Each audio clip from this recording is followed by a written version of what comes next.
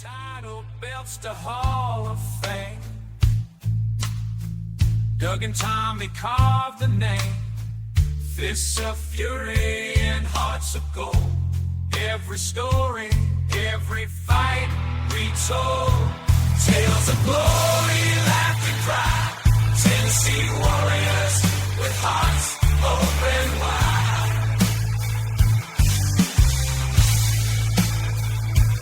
In the ring or on the air, legends living without a care. On the mic they roar, on the mat they soar. Dangerous conversations, fans wanting more.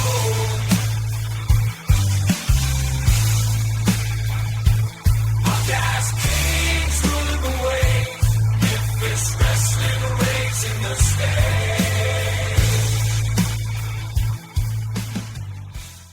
Hey everybody, welcome back once again to Dangerous Conversations with Dangerous Doug Gilbert and Tommy Wildfire Rich. Guys, I don't know about you, but the day we're recording this, it's a very dreary, cold, dark-looking day here in Alabama. What's it looking like where you're at? Man, Gene, up here in Tennessee, it's like you said, cold and it's kind of wintry like, but I see coming up this week we're gonna get a little warmer and we're about to fall over a couple of weeks. The time changes back, right, Gene? And we'll get back on track and get back towards summer, and then Tommy will have it back in the hundreds down there on the beach. I know. I just figured to say I'll have to agree with you guys today, man. It's kind of breezy. It ain't as breezy as it is there, but it's kind of breezy and dreary here today too, man. I guess it ain't always sunny here in Myrtle Beach anyway. But anyway, Gene, the good part about this, just last night, I was actually talking yesterday. I got a few calls and some emails and stuff. And like Tommy said, and we can plug a bunch of stuff here in a little bit, but he's going to be in Kentucky coming up. We're going to be, I don't know if Tommy's talked to the guys or not, but they called me, I think yesterday or last night, about going to Arkansas. So we're going to be around Tennessee here, probably in Tennessee a little bit, but Arkansas, Kentucky, different places people's called, and we're going to be going. That's kind of a cool deal. And I got Crusher texted me yesterday. He wants us at that Paragould at that Comic-Con thing that we did last year. They doing it again this year, so we'll be definitely going to be in Arkansas some. Oh yeah, that's in Paragould at the Greene County Fairgrounds, Gene. That was a cool deal. See a bunch of different characters there. The what is it? I want to say Grateful Dead, but it ain't Grateful Dead. That's a band. What's the you know what I'm talking about? What is it? The show, the Walking Dead. Walking Dead, yeah. All those type gimmicks and all that's there, and it's really cool. Right? I mean, yeah, because everybody you think we're characters, you ought to see some of them folks. Yeah, but there's a lot of cool. The guys that's been in a lot of those Walking Dead movies and a lot of those cool gimmicks, and that's real cool and everything. But yeah, a lot of different people's calling. That's a good thing. We like everybody to be listening. Hope everybody liked the show last week. And I'm sure, Gene, we have got some stories to tell today, don't we? We do. Just a reminder here at the beginning, if you haven't yet, check out facebook.com/Gilbert Rich Podcast. We put a lot of all the dates of everything the guys have coming up. We put those on there. But we also post pictures. There's a lot of people send me like old clippings from newspapers and different cards, and I find that I love looking through those when people send them. And you know what, Gene, with people doing that and sending those to you, that's really good. And I about caught Tommy in a story the other day in one of them clippings. You know what? I think he told me and you it was what did he say? 50 years. This is 50 years. His 50-year date of being in wrestling. Ain't that what he told me and you one day? I got a poster from 51 years ago of him that somebody sent me. It was him. I was trying to think what it was. He's in a 6-man tag, but for some reason I'm thinking it might have been with my dad and somebody else, was why somebody sent it to me. And I got to look at the date and I thought, well, Tommy told me and Gene this was 50 years. Well, I thought, well, no, It's 51 years, maybe. So maybe we're a tad over the 50-year anniversary. We'll just say these whole next 5 years. We'll say that means 50. How about that, Tommy? Okay, that sounds good. Well, actually, now I started late 75, so it's about 50 and a half. Then I'll give you. we'll split the difference and call it 50 and a half. That's funny. You got people that usually are trying to add on to how long they've wrestled to sound impressive. Tommy's now starting to shave time off. Tommy's going backwards. Next year it'll be 49, and then the next year after that it'll be 48. We'll have reverse anniversaries. We'll count backwards instead of forwards for Tommy. Well, if we're being honest, guys, I mean, to be honest with you, I'm really still stuck in the 80s anyway. So, the 80s was the best time in the world. I love the 80s, man. We'll get Tommy a shirt with his picture on it that says, Tommy Rich, half a century in the wrestling business. For some reason, 50 years doesn't sound like half a century sounds like forever. So maybe we'll stick with 50 and a half years. Just stay with 50 and one half. There you go. And I get everybody 50 and one half years. So, well, that one thing, it would be something, it would have to really be something for us to talk about that Tommy hasn't seen. I'd be shocked now if we come up with something, Gene, that Tommy hasn't seen in the wrestling business or basically in life in general, I guess. Now we'll have something if we come up with something Tommy hasn't seen. You ain't kidding. We hadn't found it yet, but maybe that'll be our goal with this show is to one day come up with something Tommy go, my God, I've never even seen or heard anything like that. And that'll be just there we go. There it is. We got it. Yeah. And say we got a winner then. Well, I tell you what, it's an interesting topic. Let's go back 50 or 50 and a half years and talk about, nowadays if somebody is interested in being a wrestler, they've grown up being a wrestling fan, if they want to get in the wrestling business, there's all kinds of wrestling schools that they can go and enter. Promotions have schools that they can join and eventually work their way in the business, or sometimes they can just order a pair of boots off High Spots and just show up at a show and start working. Hey, Gene, as far as like what you and Tommy are getting into there, it's great. But like you were saying a minute ago, as far as our website and everything, it's much easier now for everybody to get to, right? It's much simpler. And you said set up on it. You've really got it keyed in, right? Yes, it's a lot. So for the website for the podcast itself, I moved it over to transistor.fm.com. There's links. Right. If you go to DougGilbertPodcast.com, the link's right there. The link to don't ever go searching for links, folks. If you can remember DougGilbertPodcast.com, you can find everything you could want to find related to these guys. And the setup on it's a lot easier. It pushes the podcast out to a bunch more platforms, so we can potentially be heard by a lot more people because it's going a lot more places. And what you tell me, you can download them as MP3s or something, Gene? Yeah, there's actually a button you can click and download it. So rather than having to play it off the website, you can download it to your phone or your computer and keep it and listen to it whenever you want to.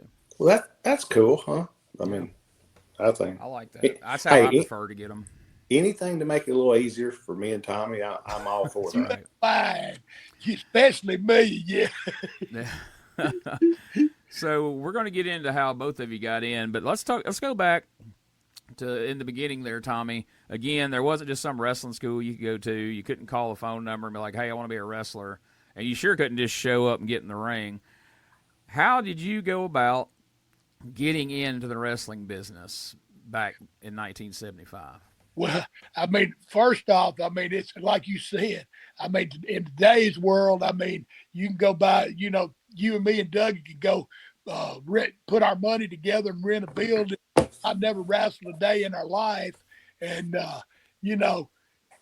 get our money together and rent the building and advertise we're doing a wrestling show. Now, back in the day, they wasn't none of that going in. And most, it was the NWA, of course. Everybody was pretty much affiliated with the NWA. Or you had Vince up north, and you had Don Owens, he was out in Oregon. But there still were affiliations, and most of the towns had a wrestling school. Like in Florida, they had a school. In Atlanta, they had a school. So everywhere had a school. I mean, it wasn't, every wrestler having a school. There's so many schools out there now, and like you said too. I mean, and when you're in a backyard show in today's world, you go in and maybe there's one guy that's got some boots, and maybe another guy's got some tights, and at the end of the day, they don't know a wrist lock from a wrist watch. So and when we started, I mean, like when I started in the business, Eddie Marlin was a good friend of my daddy's, which he wrestled there. He started out as a referee, and him and my dad, they went down. They worked at the Greyhound bus station together, and they went down. They had a school there in Nashville. And they went down there, and anyway, my dad lasted one day, and Eddie Marlin stuck it out. But, he quit after one day. My daddy did. It's a little tough, and it wasn't just him. They had many of them walk away.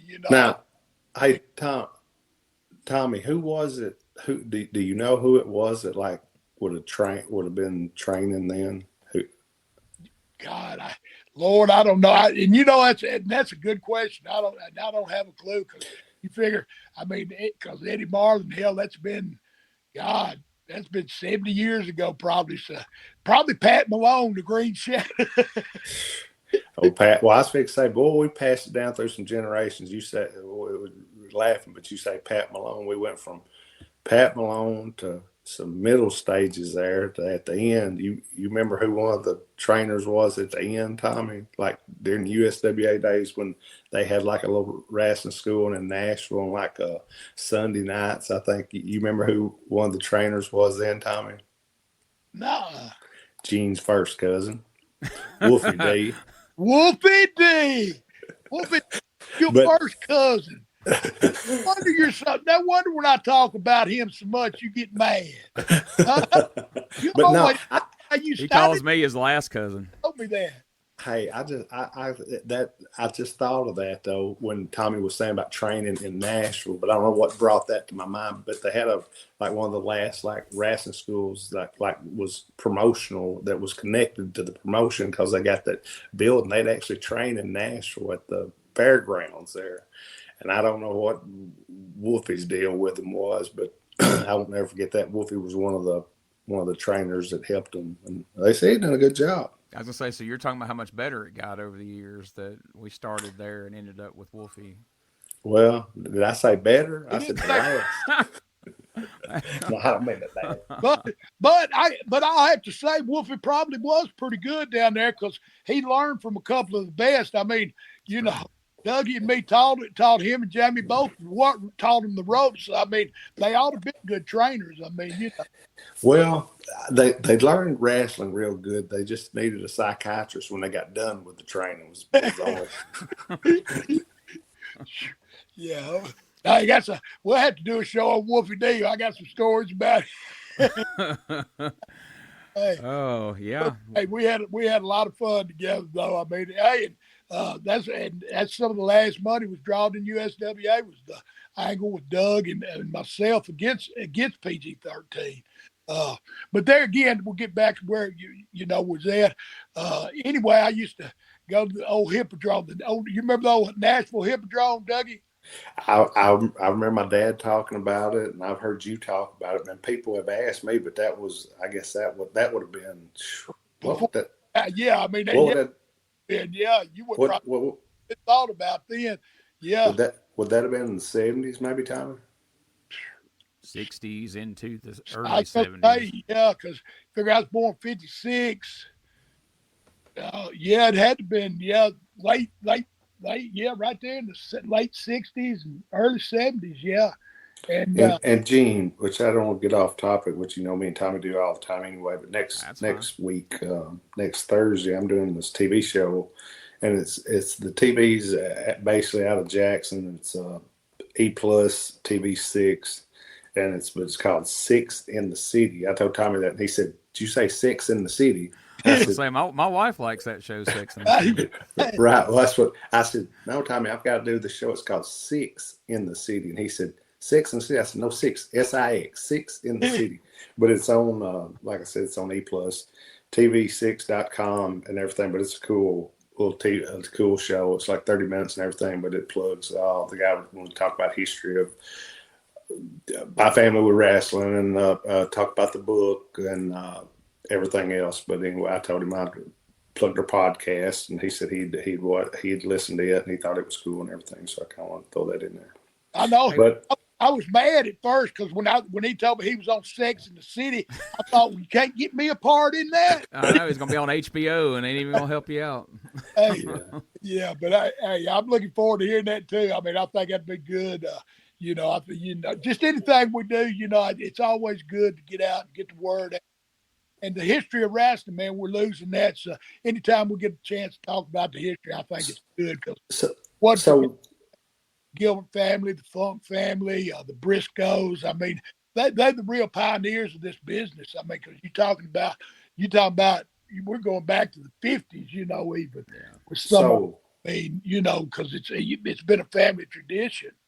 So where would we go from the Hippodrome, Tommy? What was the next in Nashville? Where did they go from the Hippodrome? Or Gene might know just from history, but Tommy, do you know? I mean, I don't.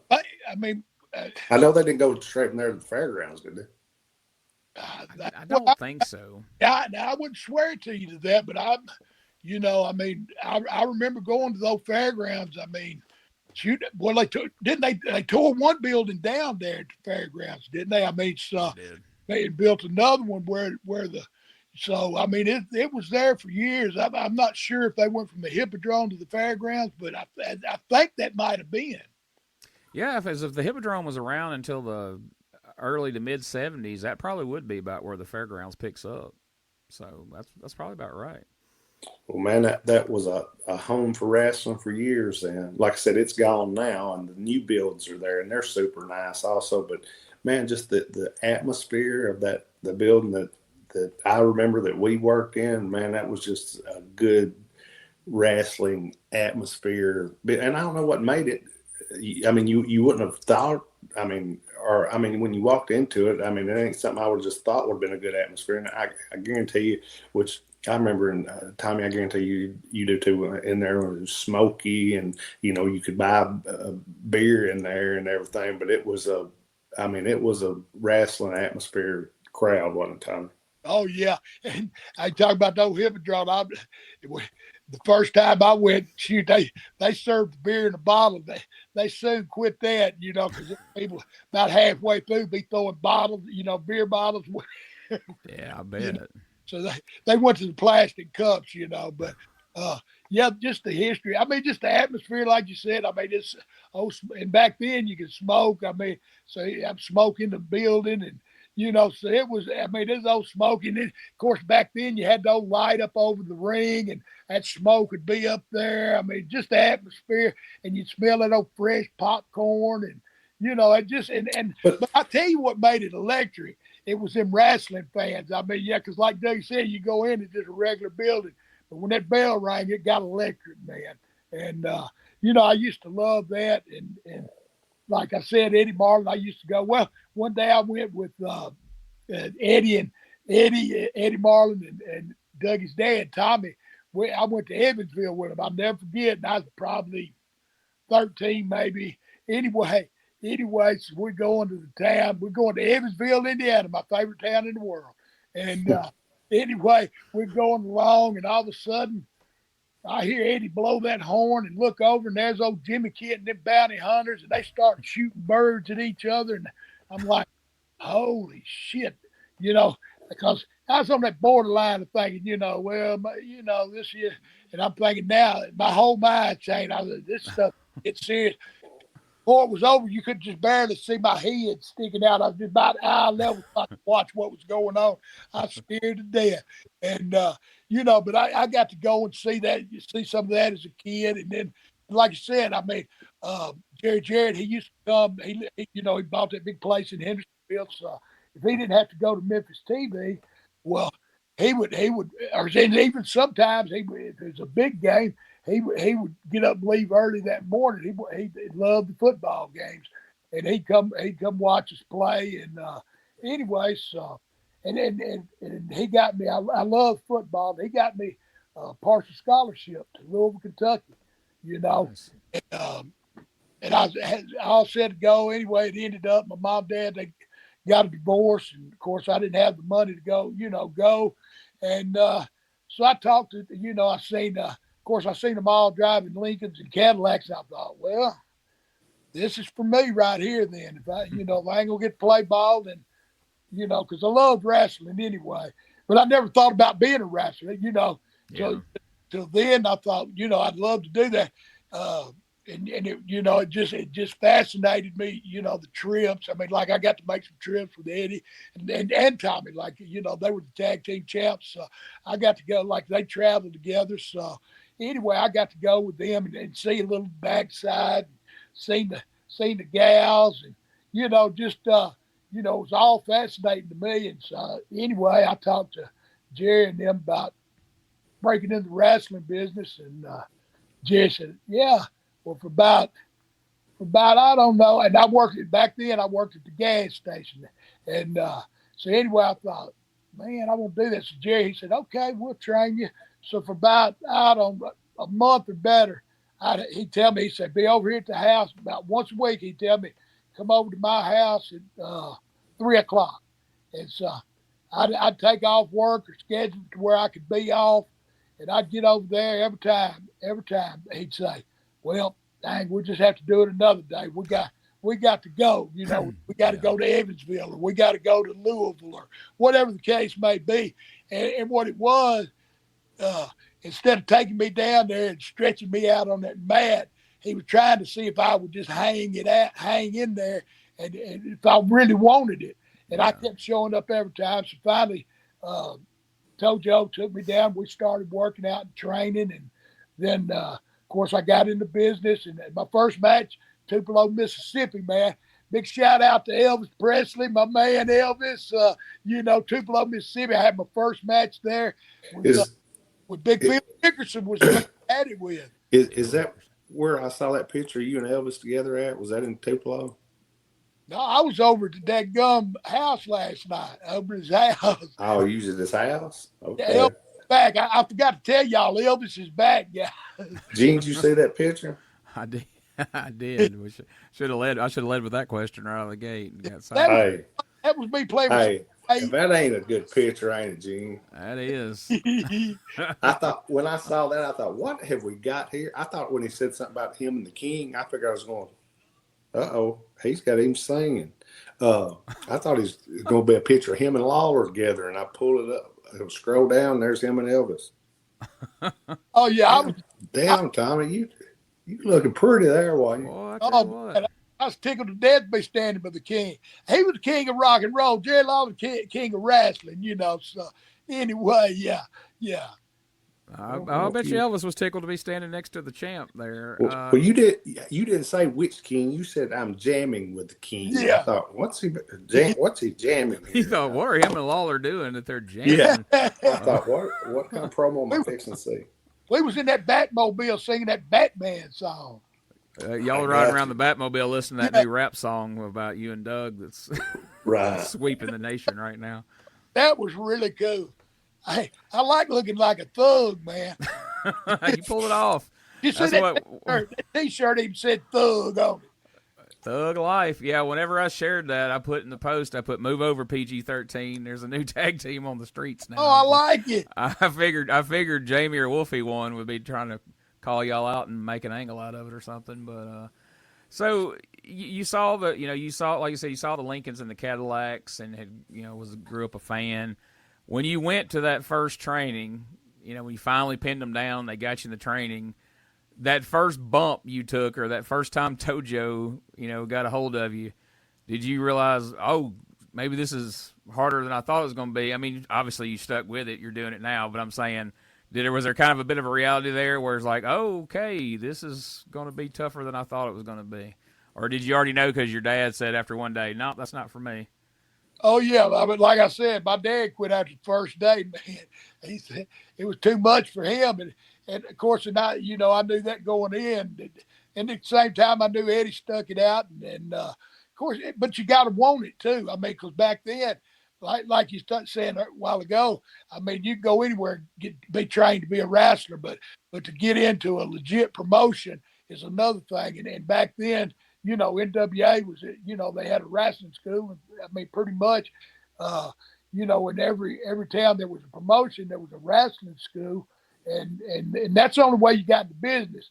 You know, you didn't get, unless they trained you, you did, you know, you might train in Tampa, but they would call and say, hey, this kid's pretty good, you know, or, you know, he's got some potential. They, you know, you'd go, say, from Tampa to Nashville, and you might not get so lucky there, but you did good. You worked hard. They send you to Kansas City.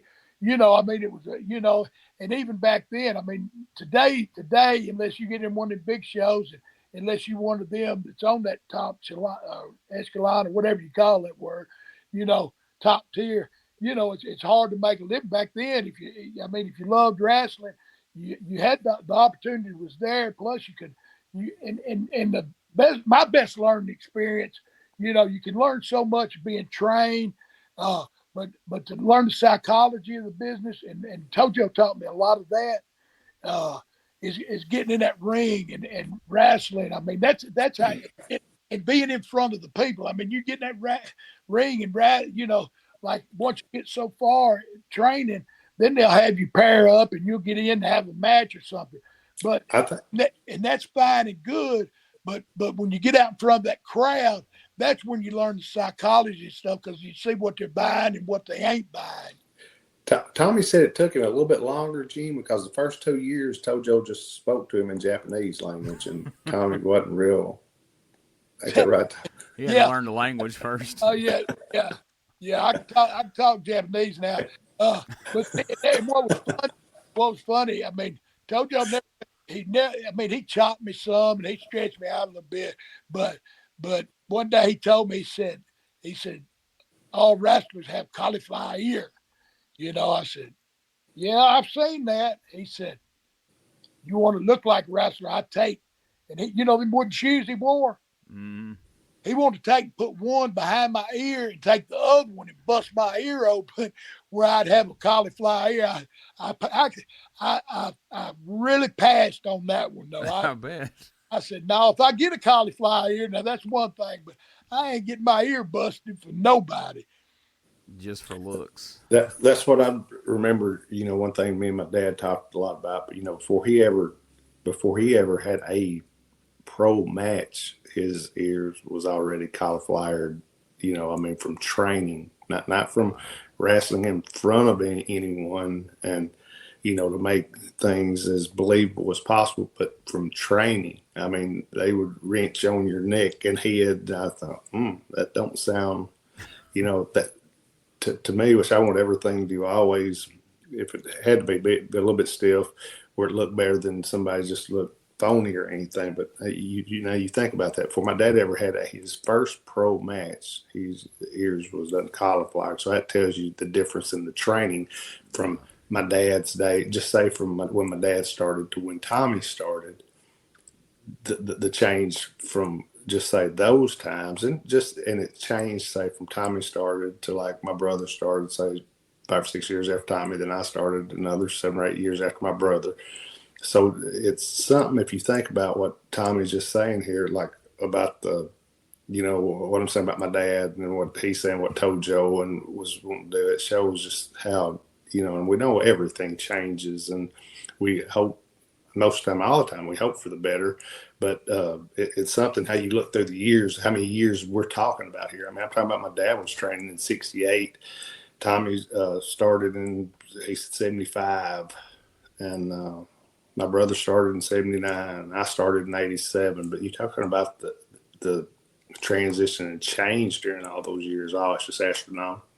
Oh, and it is. I mean, now if I'd broke in with his dad, when he's talking about, I mean, I you know, you see that their deal was, I mean, it was, you know, to them, the more solid, the better, you know. I mean, they were, you know, because they wasn't doing a lot of the flying around. It was just good, you know, old ground hard wrestling, you know.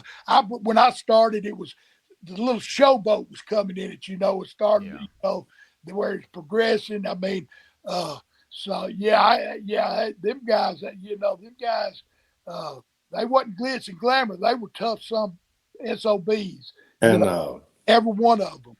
And Tommy was kind of talking about putting over Tupelo. Tupelo was a great wrestling town. Still to this day, and everything was like I talked, Jimmy, and you talked a little bit in depth about it one day. I don't even think it was actually on the show. I mean, you was just talking to one another about. Yeah.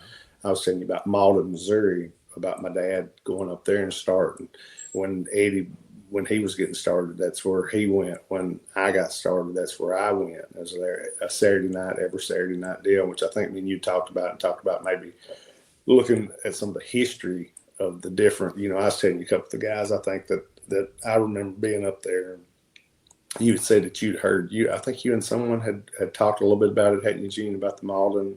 Yeah, I've done some studying on it since then. I've actually got some stuff together to write an article on it that I'm working to get it all together and get everything, all the information I can, and plan on putting that out here in the next couple of months. Well, here's the thing, Gene. You will go. I mean, man, the history. If you look through some of them cards, and what I remember somebody sending me was a newspaper. It was like clippings out of the newspaper. And man, you talking about all the different guys. Or you just be shocked and amazed if you look at who all come through there and everything. But it was every Saturday night, and it was like I said, there's the different arenas and being used buildings that we're at. But this was what I call the depot, the train station building that was right off. Yeah. It looked like a big storage building that they took stuff off the train, put in, and then they give it to them. And they set a wrestling ring right up in the middle of it, and put some chairs around it, and there was your Malden, Missouri venue. Somebody may have sent this to you too. After me and you talked about that on one of the podcasts about Malden, it came up. I think it was one of the later shows. I think Tommy was around too for that.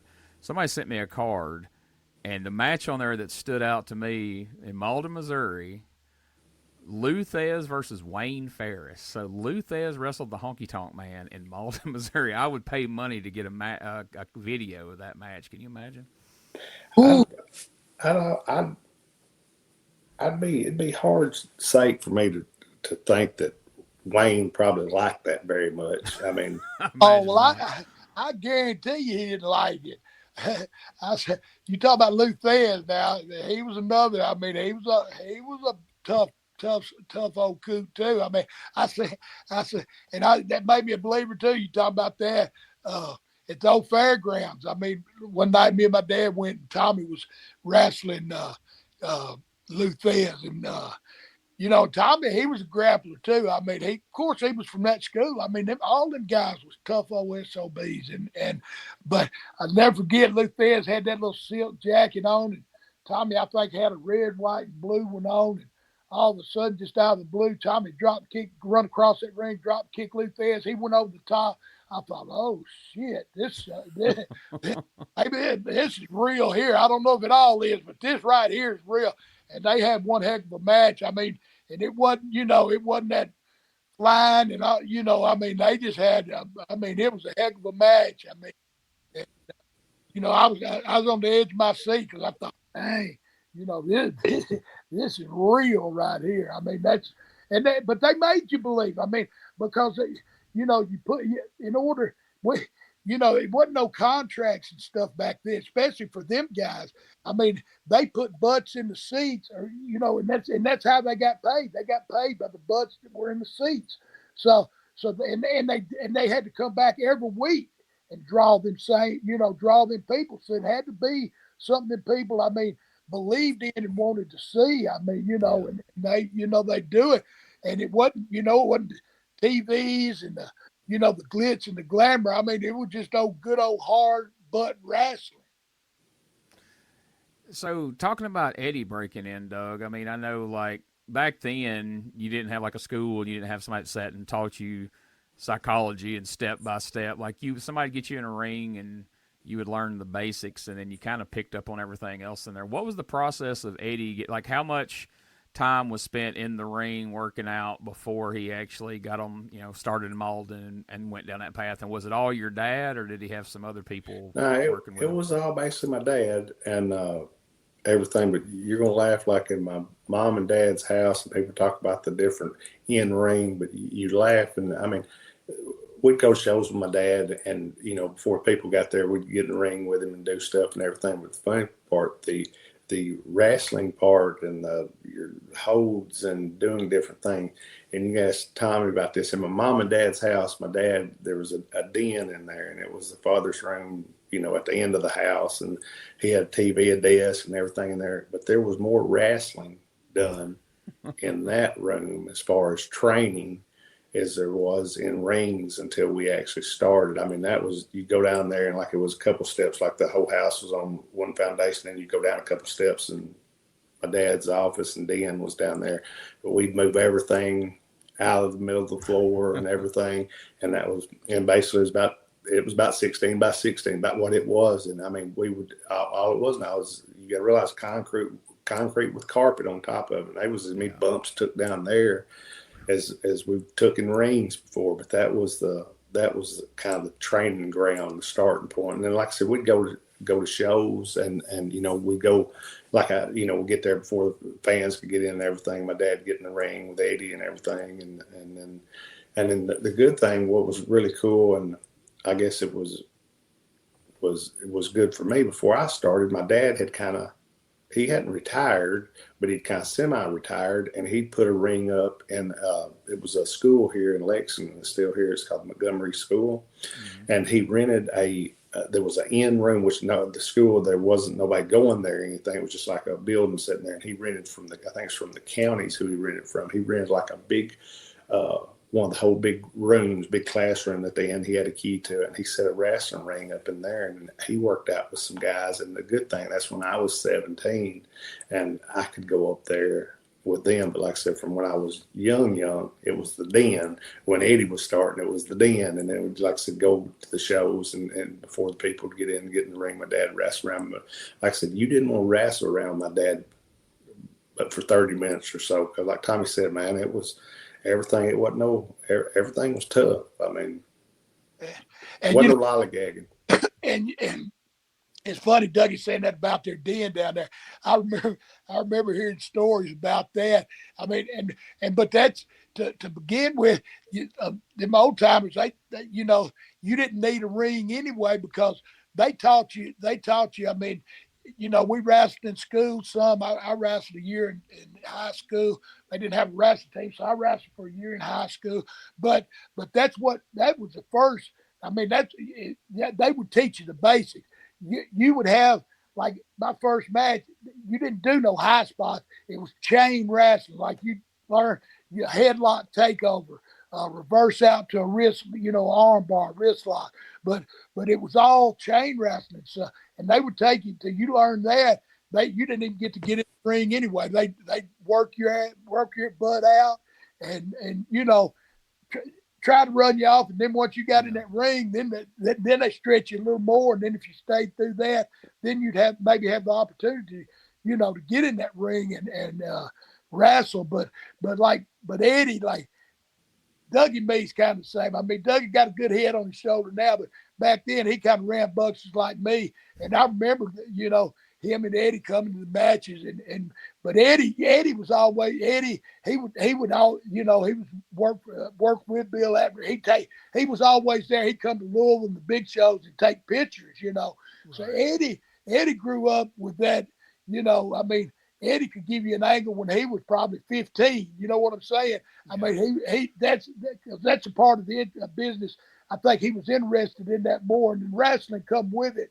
But he liked that, that part where I like the, getting in the ring and the wrestling part, and just the psychology, learning, how get the people how to react. I mean, it's like they told me one time, what do you do when the people start hollering boring? Well, a lot of these guys will tell you today's where they say, we'll get up and do some more spots. Well, them old timers tell you, nope. They say you grab a headlock, take them over, sit there. When the people quit hollering boring, then you get up and do your spot. He said, because they bought a ticket to see you, you didn't buy a ticket to do what they want you to. So, so it's that little things like that really, if you pay attention, that really, Doug and me both been doing it a long time. And it's just because you learn the psychology of the business. And, I think that's a lost start now, too, because wrestling moves so fast now that there's no time for psychology. I mean, people, they react, but it's just to the boom, boom, boom. You know what I'm saying? Not to you getting your butt whipped and come on, Tommy, get it. You know what I'm saying? Yeah. The kind of funny thing I look at is like Tommy's talking about the booking aspect of it and the finish aspect of it and everything. And like when I was 14 or so, we'd be going to Memphis and like my dad and brother be in a tag match or something. They'd say, Dad, what do you think's going to happen tonight? And I'd say whatever kind of match they was in. And my dad said, well, what do you think's going to happen at the end? And I'd tell him what I thought the finish was going to be. And a few times I told him, he'd tell me I'd be watching some match. He'd get somebody come out there and get me and say, come here. And I'd go in the room. He'd have Jerry Jarrett in there, and Jerry Jarrett didn't get him the finish. He said, my dad say, tell Jerry what you said, what you think the finish is going to be. And I tell him it's the same freaking finish Jerry Jarrett had just told them that to do. So I don't know if that meant I was real smart or they wasn't that smart or what. But I mean, that's what my dad would used to laugh. So 14-year-old kid can tell you what's going to happen. Call the finish. Yeah. And everything. But I mean, it goes back to if you're watching and your mind, as far as your mind, you're thinking about it and thinking what's going to happen and what, if that happens, then what happens next for next week. And, as far as angles. And I think once you watch so many, if your mind's into it and you're really thinking about it, I think I think a lot of us, I think there's outstanding minds and there's a lot's kind of the same. Then there's some that just don't think about it any at all and everything. Like I said, it never bothered me thinking about it a lot, but I think as far as like Tommy said, I enjoyed being in the ring, working. And I think when I said the mental part of it's fine and everything, but just the politics part, I didn't care that much for. But I mean, as far as the booking and stuff, us talking about angles, I love it. I could talk about angles forever, but as far as then having to tell everybody and what you're going to do and keeping everybody happy, you're never going to do that. Well, Dougie back then too, because he booked over in Japan. I didn't mean to, but he enjoyed the wrestling part, I think, better. Like Eddie, but like he said, the politics, the drama, just all that goes with it. See, that's a whole job in itself, just doing because like Dougie said before, me and him would ride in the car and we would talk about stuff and maybe have a suggestion for him. But as far as that part of the drama and all of that, didn't care for that. I mean, just it was more fun being on the road and enjoying yourself and, living footloose and fancy free mostly. I mean, going town to town and beating the wrestling fans. I mean, just and when you're the booker, you didn't get to do all that stuff. You didn't get to go out and go to the bar and hang out all night because you was at that room figuring out what's going to happen next night or the next night. And I mean, so that's about a 24-hour job. Being a booker. And you know what? I mean, one of the best feelings as far as feeling good and everything, Gene, as far as to me was once we got done working and you worked hard and you got done and you walk back and you sit down and you think about it for a minute, what you've done. But that was one of the most enjoyable times of the whole day or night to me. I mean, you know what I'm saying? As far as after you'd worked hard, we'd go out there and went 30, 40 minutes. And most nights we'd go that long, not longer. But just everything to go good. And you to just as simple as that might sound, but you've done your job, you've worked hard, you come back from the ring, get back and sit down. That was kind of the. And Doug is right because I mean, and especially when we was tagging together because we get in that car like, you know, well, maybe we could have done this, but when you come back and everything click, that's the best feeling in the world. I mean, when you get them people up off their butts and they buying what you're selling and it's going boom boom. You know, I mean, it's that's the high of that business right there. Is like Dougie just said, man, you know, because you think about it, you know, like he said, and when we were teamed up, like, you know, they might not have, but, you know, so many matches. And like a lot of times, if they run short, Dougie may be the ones that had to, you know, hey, y'all give us a little extra time in there, you know. But it was good for us because we didn't mind because, I mean, we worked good together and like we worked against guys that were good. So it was easy. It was easier to go 20, 30 minutes than it was, say, to go 10 because you got to get flowing before, you know, get the people buying what you're selling and everything and paint. And like I said, back then we painted a picture, you know, of, you know, where we was going with it. So, you know, it was good for us. I mean, we didn't mind. Yeah, a lot of guys said 30 minutes, but yeah, we didn't mind doing it because it was so easy. Tommy, you ain't, Gene might know the answer to this, but somebody had sent me a text and asked me, you got a new show coming out or something? Me? Yeah, somebody said, Gene, it's called the 800 Club. Have you heard about it, Gene? Said it was you, Tommy, and Steve Kern. Are y'all preaching now, or what's going on with you and Steve Kern? I think, you know, me being ex-Fab and everything, I think, you know, and that's where, I mean, it's good, you know, it's good. I like Steve and everything. I mean, I think Steve good, and I think, you know, the stuff he says. Well, they sent a text on us. Y'all got 2 hubcaps across y'all's midsection of y'all. Well, that's it. I got a picture of his cousin. No, I'm just playing. Somebody did text me. I laughed. Yeah, you get Wolfie D on here, get him to say something smart to me. I'll put that picture right up. What'd you say? You gonna make it where it blinks up there? Flashes up every so often when you least expect it.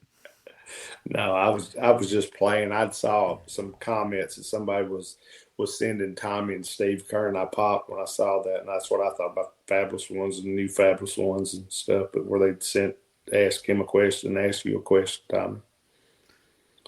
Circling back to something that came up a minute ago that I kind of want to touch on, because people think the challenge of being a booker is coming up with good ideas and stringing things together. But one challenge that people don't really consider, and I think maybe Eddie this is probably part of what he enjoyed about it, is getting this done. But you've got to be able to come up with a good idea, but you've got to be able to convey that to the guys that have got to go out and do it. You've got to convey it in a way that, A, that they understand what you want, B, that they're going to go out there and do it the way you envision it to lead to whatever you're wanting to lead to next week, and just to get them to be agreeable to it. And he was really good at that, right? Here's one of the things, and as far as being simple to understand, and I think everybody understands it. You're exactly right, Gene. But I remember staying at you know, certain nights where all the boys stayed at the same hotel, and I remember, you know, me wanting to hang out. And they might have been a person or two or something that hung out with us or whatever, but I just wanted to hang out and be right there. And when Eddie'd have to go from room to room to room, but I mean, I don't want to say he had to, but just to get everything what you was talking about as far as booking and keeping everybody, but kind of in the loop on things. But he'd go talk to all the different guys, but I mean, that was kind of the job, keeping peace and everything and telling everybody what was coming and everything. Where, like Tommy was saying, we're all different and everything, where I'd rather, you know, I'd like to say hey to everybody and everything, but I didn't want to go in their room and have to talk business all night, you know. And hey, I don't mean to interrupt you, but I want, you know, talking about when I first started in the business, I'll never forget one of the most intimidating things that I would say was like we wrestled in, I don't know, probably was Tupelo, because we'd always cut you do Tupelo on Friday or a little spot show somewhere. But anyway, you'd come into Memphis, you'd stay, and back then we stayed at the old Admiral Bimbo there on Summer Avenue. Right. You know, I'm going way back, son. I'm sure that ain't even there now. If it is, it ain't. it's probably been taken over, but I'll never forget. And you know, like Tommy, like because Tommy, he would come, you know, he'd come and stay at the Bimbo. Him and Eddie would stay, and Tommy liked to have a beer every now and then. But anyway, one night we come in and he said, "Come on down to room such and such." You know, I was just a little old young. Yeah, well, I was a young kid. Hell, I was probably 18. 18. And he said, "Come." Anyway, I knock on the door, go in this room, and of course Tommy's in there. And there's Big Bad John. Dang it. And anyway, but I'll never forget, it was Danny Hodge. And I don't know if you know who Danny Hodge is. He's an ex-boxer, but he was there. He's the one that could, and you know, like how you see people bust them apples, you know, squeeze them. Well, a lot of them back in that day, they'd take a razor blade and they'd cut them where they could squeeze them. But Danny Hodge had a double tendon strength in his hand, and he would actually take and squeeze him hand. And you talk about cauliflower ears, and I thought, oh my God, man. Danny was one nobody could get behind too, right, Tommy? Yes, sir, I think so. I mean, and it's just one of the stories that sticks out in my mind is he was working out in Texas. And out there, you know, out there on the roads in Texas, I mean, Dougie knows, and you might, but they're just straight shots of flat land, nothing, gas station, maybe 100 miles or something. I mean, it ain't nothing out there. And they said one night he was on the way back from a town by himself. And anyway, and he coming up on the bridge or something, and fell asleep and missed the bridge, but run off right before he got to it, was turned upside down in his car, and he had broke his neck and was stuck. I mean, you know, middle of nowhere, no car, especially down there in that ravine. Couldn't nobody seen him if they had to come by. He kicked the wind out, held his neck, and got up the hill, and they found him. You know, somebody finally come by and found him, and still holding his neck. And, you know, it broke his neck. I mean, and he still, you know, even after that, he came back and still wrestled. I mean, you know, them guys were, I mean, different breed. I mean, I was at a convention one time. Well, I was just a young kid, Gene, and like I said, one of his things, which he was, I mean, the toughest, you know, one of the toughest there was guys as far as Danny Hodge. But one of the things they said that he never took pride, and everybody knew this, you know, people would try to shoot and get behind him and stuff. Nobody could ever get behind him. And they said if he ever put his hand, got his hand just locked on you anywhere, he'd freaking make them, anybody about just quit. And he was getting out of his car, and we pulled up, which him and my dad was good friends. And he was getting out of his car, and my dad told Eddie, he said, "Run up and get behind him and grab him." And I thought, what's fixing to happen here? And which I guess is a good thing he liked my dad, because Eddie went up behind him, and when Eddie went like this, he grabbed Eddie's arm like that. And but my dad took a picture of Eddie behind him and everything. But that was one of the deals, you know, nobody ever, you know, used something you couldn't do. And if you did, like I said, I mean, he just grabbed you. Anywhere he grabbed you, Gene, just, I mean, you imagine that type of strength, somebody to grab you and just make you say you quit? He was the one that used to break pliers with his hands, right? That he could just he'd break anything. I mean, like Tommy said, he'd do the apples, but he just his strength was just crazy. And he was one of them. He just looked. I mean, he looked tough. I mean, he didn't look just huge or nothing, but his forearms and shit. Just he was freaking strong. And he had that face too. Yeah, he did. I mean, they just was all intimidating. I mean, they just different type cats back then, man. Hey, that story started with you going into a hotel room with Mr. Tommy and Big Bad Danny John. Hodge and Big Bad John. What happened when you got in there? Oh, I wish I could, because I think Frank Morrell might have been in there.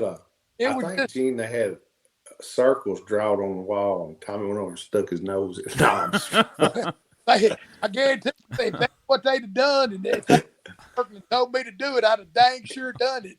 Hey, now what about Tommy? Where did that? I know the Big Bad John character that wrestled here, but did he wrestle a bunch of places, and did he wrestle as the same? He wrestled as Big Bad John, a biker guy, and Jerry Jarrett gave him that day. What was it? The red, white, and blue hat. What was it? The bicentennial baby. In your baby. Yeah.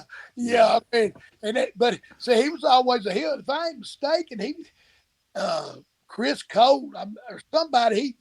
Do you know any of that about him, Gene? I mean, do you remember him wrestling before he was the bicentennial baby?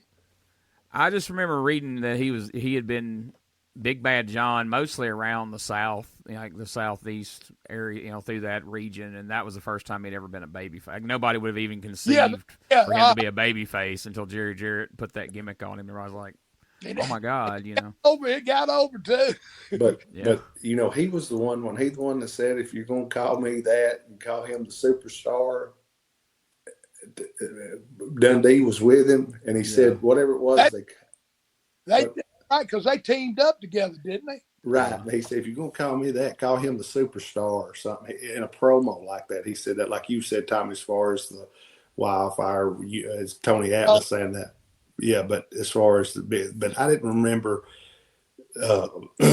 or didn't recall seeing Big Bad John like in the wrestling magazines. But I mean, he went everywhere, kind of as the. I mean, I don't think he worked a lot of territories, but California too, though. Didn't he wrestle a lot out in California or something? He may have. I haven't studied on him. I'm gonna have to put him on my list of people to look into. I ain't thought about that. I ain't thought about Big Bad John. Yeah, he was big, but he was a happy-go-lucky. You think he's just the old wild son of a gun, but he was pretty cool too. I mean, of course, they was all pretty nice to me because I was a yes or no, so they sure didn't say nothing to give them no reason to slap me. They could be mean to you. They might have been afraid you'd say something to Jerry Jarrett, and they'd be out of here. Yeah, you ain't lying. That's Jerry's hand-picked football player right there. He used to stay on Friday nights to watch him play football. So real quick, getting back to kind of the breaking in thing. So I assume, when Eddie's down there in the den learning wrestling, that you're probably the test dummy on a lot of that stuff, right?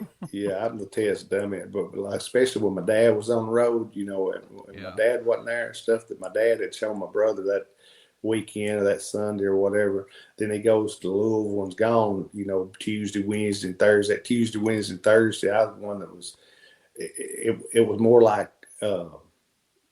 when Tommy said they didn't tell you that anything was work. You basically I was taking bumps. Eddie's just throwing me around, but I mean, he was doing what Daddy was showing him and everything. But I mean, it was, like I said, from the den, and like I said, when I got between 16 and 17 is when my dad set the ring up there and everything. But I mean, like Tommy said, you didn't need the ring for. I mean,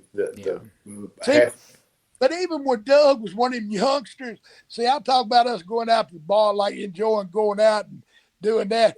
Well, sometimes if he was missing in action, he was out running around with his buddies, seeing what kind of mischief they could get into. Yeah. Dougie, he liked to, I mean, I got some stories about him we'll have to get to sometime. Yeah. So did you know, even when you was younger and Eddie was in there, because I imagine at some point you probably hated to hear, "Hey Doug, come here," and you knew you was about to be in a hold here in a minute. But did you know then that there was something you wanted to do? Like, did you always intend to follow in the footsteps of your dad and grandfather and brother, or did that come later? Yeah, I did. I think we all might have looked at it a little different and everything, but yeah, I did. And like I said, I took pictures and wrote some stories for After too, but Eddie was really into that a lot more than I was.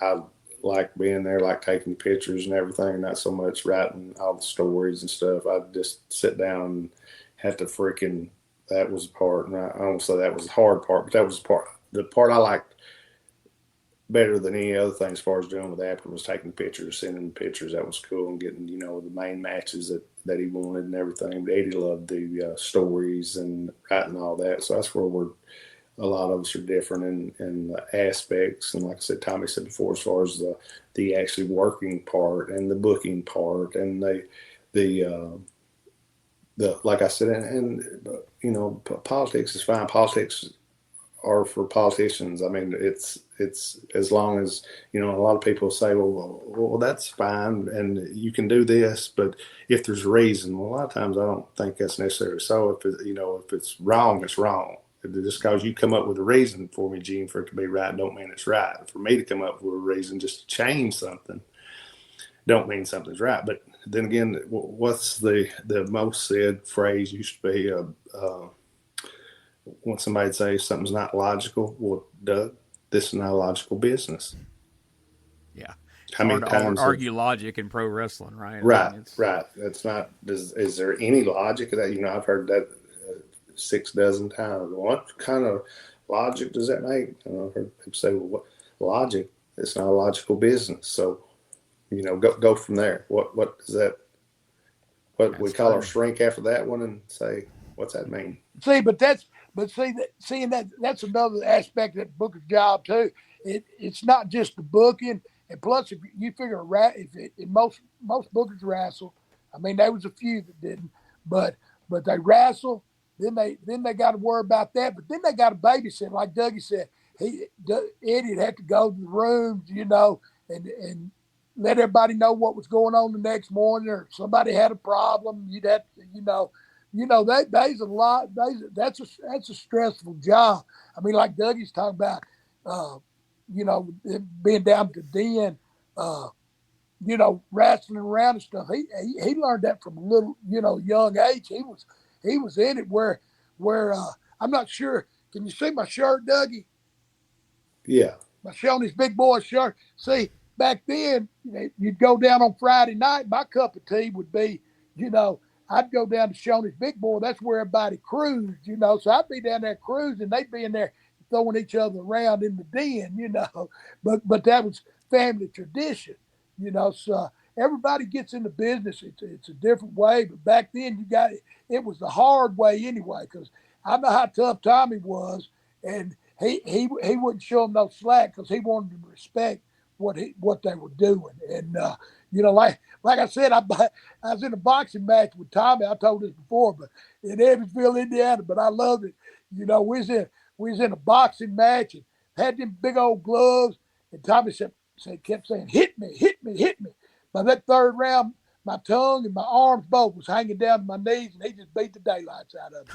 And just thought that was the funniest thing, I mean, but that was the thing. I mean, that was the art of the business, And the people believed it too because they knowed I was tired. Yeah, yeah. Yeah. It's funny you bring up, logic, because that's a big part of it. Like, my mom always used to say, I can't believe you like wrestling because you're always such a logical kid that it was almost annoying, and that's why I didn't like sci-fi and a lot of silly stuff like that because it was too illogical to me. But hey, to all you sci-fi lovers out there, don't tune out, tune in. I love sci-fi.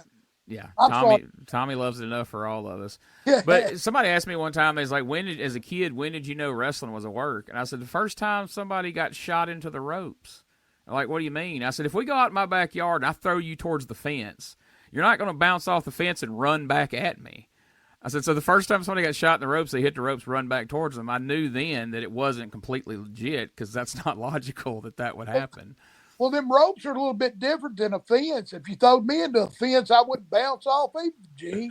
Well, let's say I had 3 cables on top of each other in my backyard and I threw you into those, you wouldn't bounce off of them and run back at me. Well, I'll tell you what. Stop. Hey, next time us 3 are together, I'm gonna get y'all 2 in the ring, and who's gonna shoot?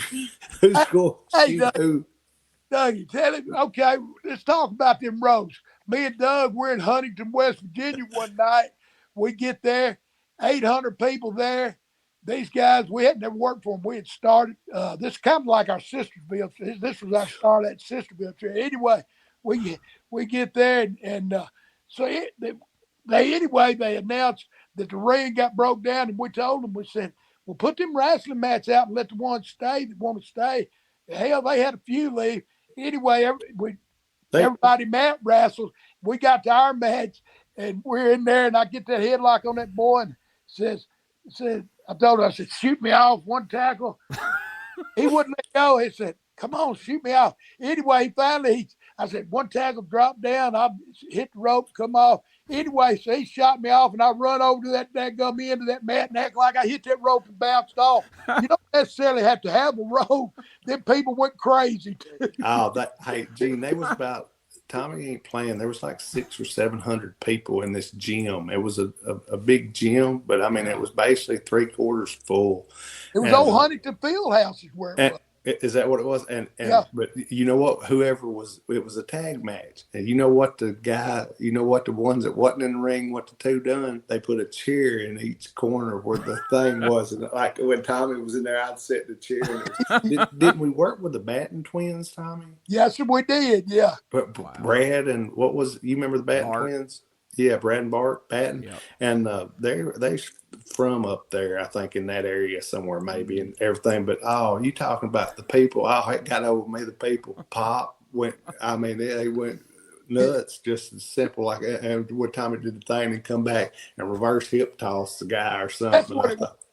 I thought you talking about some funny stuff, but I mean, and what we wound up doing is still we wind up getting some heat on them. Well, like I said, you didn't have to have ropes basically, and we got some heat on like heels and made a hot tag, let them make a hot tag, and me and Tommy bumped around on the mat some, and the people was freaking tickled. I mean, that's, just the logic, like you said, logic with the business, but I mean, like that, what does that, but everybody was happy. And like in today's world, you'd have a hard time because it's more spot world now. Yeah. But back then, I mean, and everybody knew how to mat wrestle. I mean, you didn't get in the business. If you didn't know how to mat wrestle, you didn't even get in the business. I mean, they'd stretch you to death, try to run you off. If you stuck that out, then you'd learn to mat wrestle. I mean, you went through a lot before you got in the ring back then. Yeah, and it really should be like that now, but that's a whole nother podcast altogether. But I like that shirt, Tommy. You've given my next T-shirt idea. I'm going to get on AI and make a big boy with my head on it instead of his. And well, that'd be a good one. Hey, I'm going to tell you, that's what for years me and Tommy should have done was just advertise for Shoney's and stopped. If we just stopped at Shoney's and ate everywhere we went, they wouldn't even had to pay us. That would have been our payoff, wouldn't it? No joke. That's kind of. I'd like to go down there and hang, but Shoney's had a good hamburger. Like Eddie, he loved that Bob Evans. So, I mean, I don't care if there was a place next door to it that was Bob Evans is where where we ate it. He loved Bob Evans. Right here it was Cracker Barrel, Po Folks. Remember Po Folks? Lord, yeah.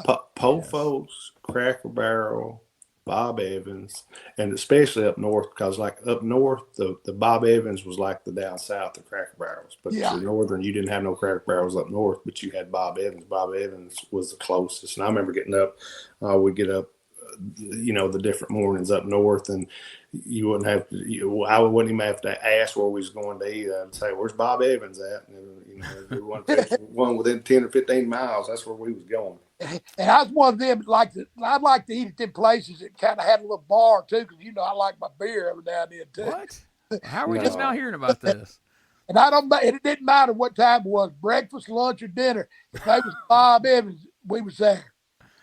I was married to a Yankee for 10 years, and she was from Cleveland, and she would want to go back, north just to be able to eat at Bob Evans. Like, thought that was the be all end all of restaurants. So I've had my share of Bob Evans back in the day. So good stuff. All right, well, man, the time flew. Hey, well, ain't you got a special announcement? Something special coming up, ain't it? That's right. We've got a big announcement. We've got something new that we're working on that we've been kicking around for a little while now until we got it, kind of figured out of how to do it and what we want to do. And I think it's something that everybody's going to be really, really excited about. It's going to be cool, that you haven't seen or heard before. And so we're going to be making an announcement. We'll have a date next week here on the show to tell everybody when that's going to take place. And that's about all we can say right now. But I'm excited about it. I know you guys are pretty excited about it too. I think I'm it's gonna be pretty a lot of fun. I'm fired up about it myself, because it's pretty doggone special. I mean, it's something. Well, it's something that especially with us two. I mean, it might be folks might have seen something like it, but it'd be the first time that me and Dougie's done it with you. I mean, it's gonna be special. It sure is, Gene. And I try to multitask at times. And Tommy, I'm sitting there listening to you, and I'm reading some stuff that Gene's put out, and I try to keep up with everything. And usually the history of stuff I do keep up with. Gene, who is Mountain Man Miller? That's some guy on Memphis who was he looked like, all right, so he looked like if you put Uncle Elmer in the dryer too long and shrunk him down, but he actually literally carried a pig to the ring with him. He was there in 92 and 93. He was there all together probably about 6 months. But yeah, he came out in overalls. He had a pig under his arm. And, Tommy, you didn't ever wrestle this guy, did you? No, I'm afraid I missed that one. When I saw it listed, I was like, is this Mike Miller doing a different gimmick or something? And sure enough, it was a different guy, but they were scheduled to wrestle each other on Monday night, the two Millers. So, that's what I was going to ask you. I was going to say, that wasn't me, Mike Miller, was it? But anyway, no, like Tommy said, yes, but big or Gene said there's going to be, we've got something coming up and everything, and I think it'll be real good and be cool, and we'll get to conversate with some people, I think, during it, and talk about some different things we had never talked about before, and everything. But man, like I said, this show I think it's flown by and everything. I've some good knowledge from Tommy and Gene both and everything, and I hope everybody enjoys it. And like I said, if you need Tommy or myself or anything, shows, signings, whatever, you can get us through the show, right, Gene? That's right. Doug Gilbert Podcast at Outlook.com is the email. If you have, if you want to book these guys for anything, if you have questions, if you want to find any of their social media, the podcast social media, links to the podcast, link to the Gilbert Family T-shirt store, all of that can be found at DougGilbertPodcast.com. And again, if you have any questions, you can shoot me an email, DougGilbertPodcast at Outlook.com, and I'll get you in touch with whoever you need to. Hey, and man, we hope everybody has enjoyed listening. Hold on just 1 second.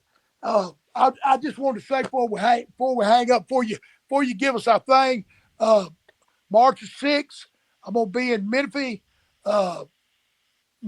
at Central School, and I'm gonna be at Saturday night on the 7th. I'm gonna be at South Floyd Elementary School. We got some more stuff coming up.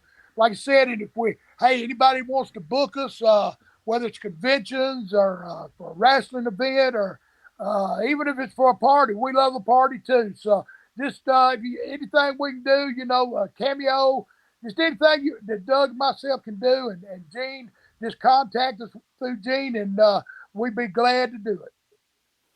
And if you want to promote your event, your business, your podcast, your product on this show, we have a lot of viewers and listeners across YouTube. And like I said, we just expanded the podcast into a lot more podcast players, put even into more people's ears. We can work out some kind of deal with you to promote your business or product or whatever you have. Reach out again. That email, DougGilbertPodcast at Outlook.com. Hey, we gave commercials for them, right? That's right. And also, Gene, March the 21st, Tennessee Championship Wrestling will be in Jackson, Tennessee, and I'll be there. King will be there. April 4th, Tennessee Championship Wrestling will be in Henderson, Tennessee. It's for Carl Perkins Child Abuse Center. So it's 2 more dates that people have called me about. 20th, that 21st annual. Been doing that for 20 years. 20 years of doing it. That's going to be a good deal. But listen, like I said, you and Tommy have told me a few things I didn't know today. So that's a good thing and everything. But we want to thank everybody for listening and hope everybody's enjoyed the show. And if you got any questions for Gene, give Gene a shout and he'll get them to me and Tommy in peace. We hope everybody. Bell rings. Crowd roar. 2 chairs. 1 war. Pull up a seat, turn that dial. Old scars, same smile. Doug leans in, says, you remember that fire? From Memphis Nights to barbed wire. Name drop legends, stories get rough. When Wildfire laughs, you know it's about to get tough. From studio lights with Lance and Dave to the Mid-South Coliseum like a tidal wave. Dangerous conversations, turn it up, let it hit. Doug Gilbert in the hot seat. Wildfire, Tommy Rich. From Memphis to Japan, every tale, every stitch. Dangerous conversations, you don't change this. Eddie in the car, booking towns on the map. Calling shots, writing fate in a napkin scrap. Cornet heat, fans losing their minds. Blood on the mat, they drew that line. Talking promos, payoffs, planes. How the business broke hearts and blessed their name. From those wild brawls to Tokyo lights, they still swing hard in these late night dangerous conversations, turn it up, let it hit. Doug Gilbert in the hot seat. Wildfire, Tommy Rich. From Memphis to Japan, every scar, every stitch. Dangerous conversations, you don't change this. War stories, road stories, same two voices, different glory. Pull that curtain, let it fall. If you think you've heard it all, you ain't heard it all. Dangerous conversations, turn it up, let it hit. Doug Gilbert in the hot seat. Tommy Rich. From Memphis to Japan, every truth, every myth. Dangerous conversations, you don't change this. Bell rings, fade to black. Same two legends talking back.